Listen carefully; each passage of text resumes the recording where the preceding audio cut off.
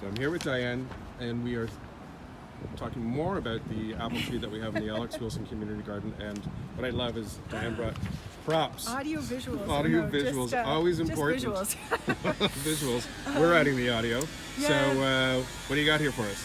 So since we don't have any apples to show you yet from our really young white winter pearmain tree, I thought I would show you a couple of apple varietals that are part of a larger orchard project I'm working on. And this tree is part of a larger dispersed orchard that I'm trying to cultivate in Ontario.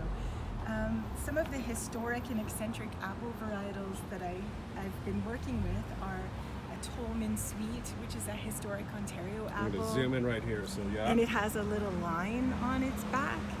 I love these pink pearls. They have red flesh, and on the outside of the apple, it's almost like a pearl, really translucent and beautiful. Famously, Thoreau loved apples, and he called them fairy food, too beautiful to eat. And he's written a lot about apples, and I think of the pink pearl. There are apples that taste like pineapple, like these little ananas. These ones right here? Yeah. These apples are oblong, almost like an egg, and they're Turkish. They're beautiful. They look like little mangoes, and they smell like roses, and they're called Candlesina. And so if you were to plant the seeds in your Granny Smith apple, you would have a dozen different kinds of trees. They would each have different kinds of apples, because apples are kind of like people.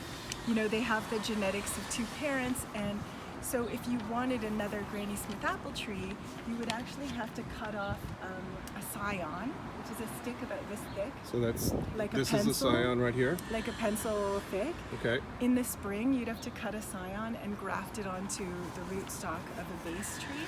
And so every Granny Smith apple you've ever eaten and that I've ever eaten is actually a clone, grafted from an original tree. It's like the future. So, yeah, when I say a white winter pearmain has been cultivated for 800 years, that means that a scion is passed from orchardist to orchardist to orchardist, for generations and generations, and it's kind of a marvelous thing. Wow.